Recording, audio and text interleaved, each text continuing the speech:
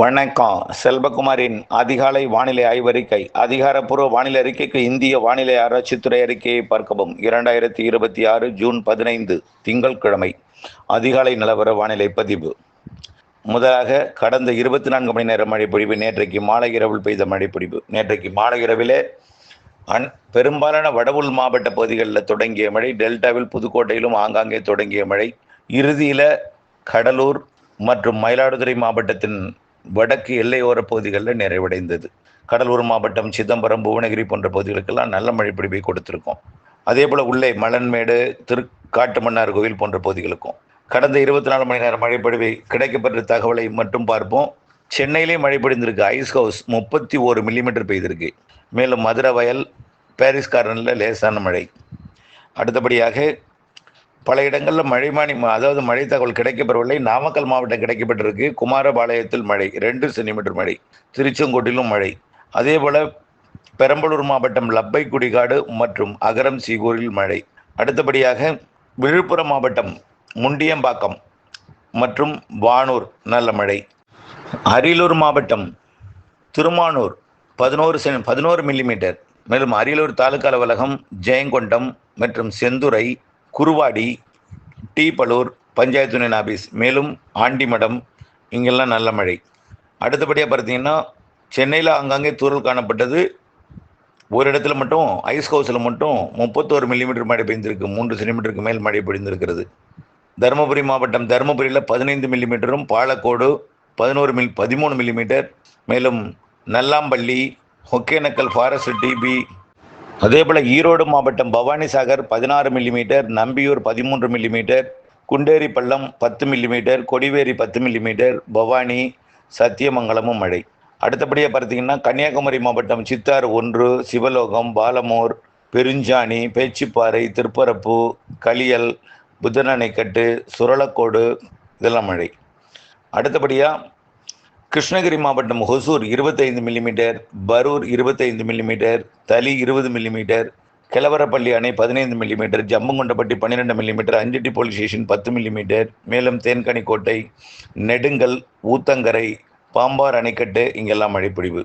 மயிலாடுதுறை மாவட்டம் ஆனைக்காரன் சத்திரம் அதாவது Kollidam 35 millimetre 3.5 centimetre பெய்திருக்கிறது. மணல்மேடு 31 மில்லிமீட்டர், மயிலாடுதுறையே 21 மில்லிமீட்டர் பெய்திருக்கிறது. சீர்காழி 11 மில்லிமீட்டர் பெய்திருக்கிறது. செம்பனார் கோவில் மற்றும் தரங்கம்பாடியும் மழை. அடுத்தபடியாக நாமக்கல் மாவட்டம் குமாரபாளையம் 20 மில்லிமீட்டர், திருச்செங்கோடு மழை, லேசான மழை திருச்செங்கோடு. பெரம்பலூர் மாவட்டம் லப்பை குடிகாடு ஏற்கனவே சொல்லிட்டோம். புதுக்கோட்டை மாவட்டம் அறந்தாங்கி 11 மில்லிமீட்டர், கந்தரவக்கோட்டை மற்றும் ஆலங்குடி லேசான மழை. புதுக்கோட்டையும் ஆவுடையார் கோயிலும் லேசான மழை பொழிவு. அடுத்தபடியாக ராமநாதபுரம் மாவட்டம் திருவாடானை, தொண்டி மழை. அடுத்தபடியாக சேலம் மாவட்டம் ஏற்காடு 15 மில்லிமீட்டர், டேனிஷ்பேட்டை 13 மில்லிமீட்டர், கரியகோவில் அணை 10 மில்லிமீட்டர், தம்மம்பட்டி, மேலும் ஆனைமடு அணை, கங்கவல்லி, ஆத்தூர், வாழப்பாடி மழை. அடுத்தபடியாக சிவகங்கை மாவட்டம் காளையார் கோவில் டிபி மழை. அடுத்தபடியாக தென்காசி மாவட்டம் குண்டார் அணைக்கட்டு மழை. அடுத்தபடியாக நீலகிரி மாவட்டம் அப்பர் பவானியில் சாரல் மழை தான். பந்தலூர், அரிசன் மலையாளம் லிமிட்டட், மேலும் செருமுள்ளி, கூடலூர் இதெல்லாம் சாரல் மழை பொழிவு கிடைத்திருக்கு. லேசாக தான், பெரிய இல்லை. ஆனால் தென் மாவட்டங்கள் நல்ல மழை இருக்குது. திருவாரூர் மாவட்டம் வலங்கிமான், குடவாசல், நீடாமங்கலம், மன்னார்குடியிலையும் லேசான மழை. மன்னார்குடி தெற்கு மேற்கில் கிழக்கு, மேலும் தாலுகா அலுவலகம் திருத்துறைப்பூண்டியிலும் மழை. அடுத்தபடியாக திருநெல்வேலி மாவட்டம் நாலுமுக்கு, ஊத்து, காக்காச்சி இங்கெல்லாம் பார்த்திங்கன்னா 3 சென்டிமீட்டருக்கு மேலே மழை பொழிந்திருக்கிறது. மாஞ்சோலை மழை. அடுத்தபடியாக நிறைய இடங்களில் மழைப்பொழிவு கிடைக்கப்பெறல. விழுப்புரம் மாவட்டம் Manampoondi 20 millimetre, Mundiyampakkam 20 millimetre, Nemur 10 millimetre, மேலும் கஞ்சனூர், செஞ்சி, அனந்தபுரம், மேலும் சூரப்பட்டு, வலவனூர், கோலியனூர், விழுப்புரம், மேலும் முகையூர், வானூர் இதெல்லாம் மழைப்பொழிவு. அடுத்தபடியாக பார்த்தீங்கன்னா விருதுநகர் மாவட்டம் காரியாப்பட்டி லேசான மழை. இன்றைக்கு இந்த 15ஆம் தேதி திங்கட்கிழமை மாலையை பொறுத்த வரைக்கும் தென் மாவட்ட மேற்கு தொடர்ச்சி மலை, கன்னியாகுமரி, தென்காசி, திருநெல்வேலி மாவட்டம் மற்றும் அதனையும் தாண்டி கடலோர பகுதிகளில் தூத்துக்குடி மாவட்டத்தில் ஒரு சில இடங்கள் மழை வாய்ப்பு தெரியுது.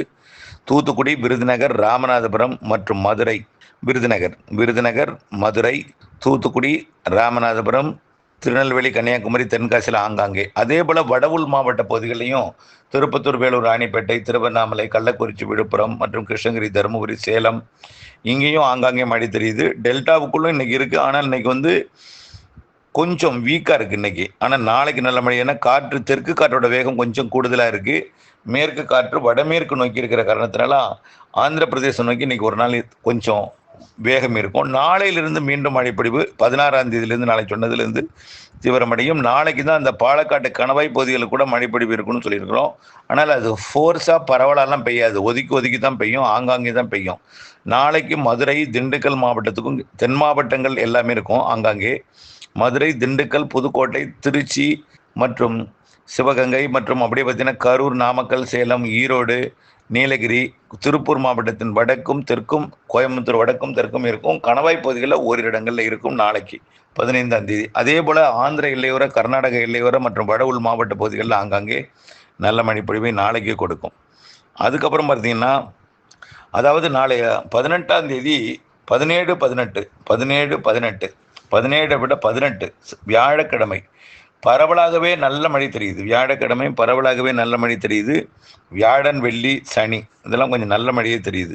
ஆக வியாழன், வெள்ளி, சனி கொஞ்சம் பரவலான மழை பொழிவு இருக்குது. அதை நினைவில் கொள்ளணும்.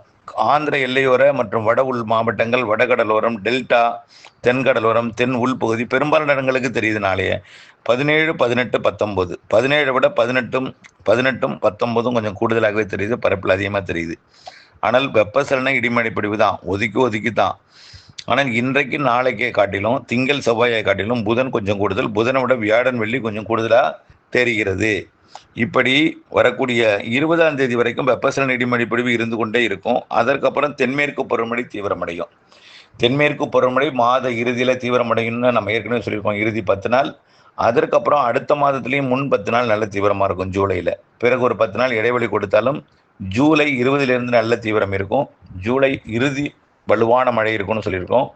ஆகஸ்ட் முதல் 10 நாள் நல்ல வலுவு, 15 நாளே வலுவாக இருக்கலாம், அல்லது 10 நாள் வலுவாக இருக்கும். மீண்டும் ஒரு 5 நாள் இடைவெளி கொடுத்து மீண்டும் ஒரு 15 நாள் நல்ல வலுவாக இருக்கும். செப்டம்பர், அக்டோபர் மிகவும் வலுவாக இருக்கும்னு சொல்லியிருக்கிறோம். செப்டம்பர், அக்டோபர் வெப்பத்துக்கு பின் மாலை இரவு இடிமழை பொழிவு.